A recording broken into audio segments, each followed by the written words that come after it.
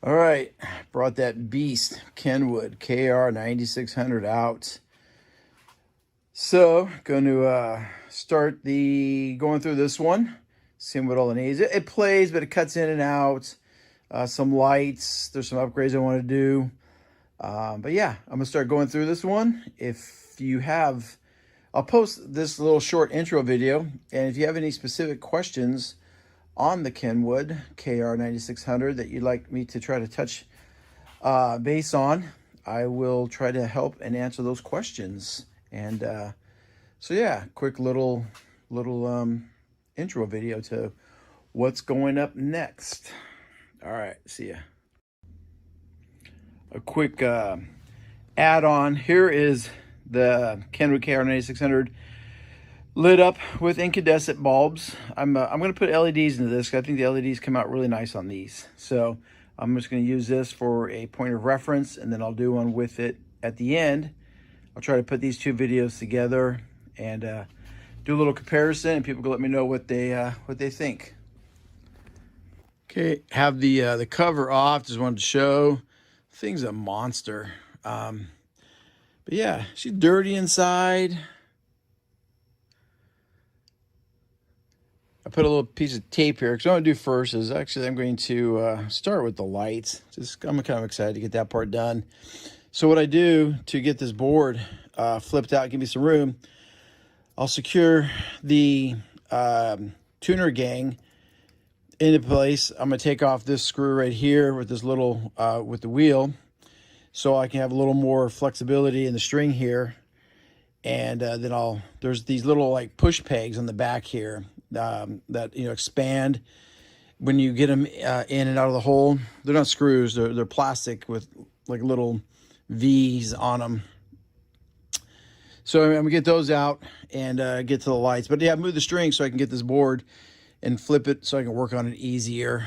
Try my best not to get this too much out of alignment, and see if I can save some headaches later on down the road. But yeah, you can see amplifiers on each side, nice big transformer, some filter caps. This is part of the power supply, and this has some upgrades because the resistors get hot, and you'll end up mounting I think it's a 25 watt. I've got a spare one from when I did one a couple years ago. I ordered an extra resistor, and there's some little upgrades to do, and I'll show those as we get going. Wanted to show, so like I said, there's just these little, I don't know if I can zoom in enough to get that. There's just these little plastic pegs. There's two of them, and they slide into the light housing, which secures it in there. But once you have this flipped back, these light bulbs, they're easy, but they're a pain. They come off really easy. You just kind of take and grab the casing there, or you want to call it light housing. And then what you have to do is have some very fine wires that the light bulb is attached to, and it goes through the, let me put it down here so I can try to show you a little bit better holding. But it comes through, and then it loops back in. And then, so when you have the bulb secured in there, then you put it back on the peg. It touches the wires. Like I said, you can't really see them because they get inside the little grooves there. But that's what you're doing. I have to actually go get my glasses because I'm blind up close, so I can see what I'm doing. But I'll do one, and I'll put it on, and we'll look at the difference of what it looks like, just so you have an idea. Here I'm trying to show. So I said you'll pull out the first little loop of the light bulb. So you have your filament wire sticking out on both sides there, and then you'll pull the whole bulb out, and then that's what the new bulb looks like there with the things. Doing a little plug for the guy that I buy my lights from, Joseph Marabella. He's on a couple of the vintage stereo groups that I'm on, and he has an eBay store. Super good service. There you go. Give him some business, guys, because he does an excellent job. I usually order the bulbs, and they're to me within 3 or 4 days. All right, I'll show you what it looks like put in and installed, and we'll do a little comparison. Okay, I'm not sure. Let me shut off my light up here, see if we can see a little bit. So have the first LED in. I think it gives a little bit better. I mean, there's the incandescence and there's the LED. To me, it's just a little bit cleaner. I'm not sure how it's showing up on the camera, but I just wanted to show.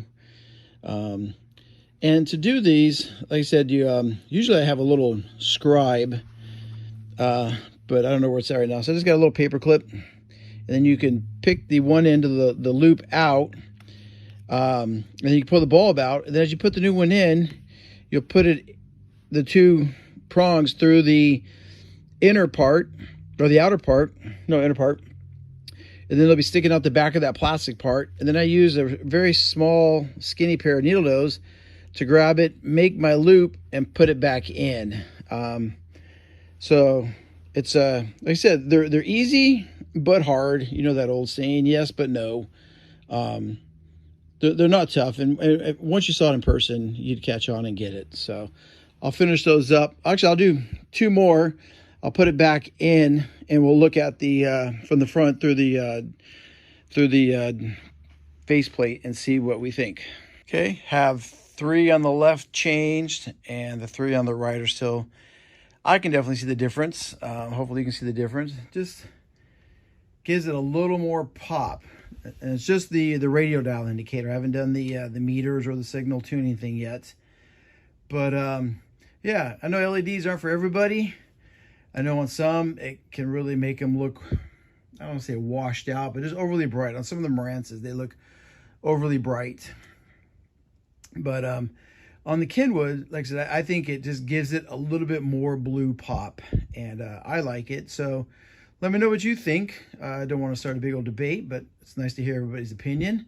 And LEDs are for some, LEDs are not for others. So it's all up to you.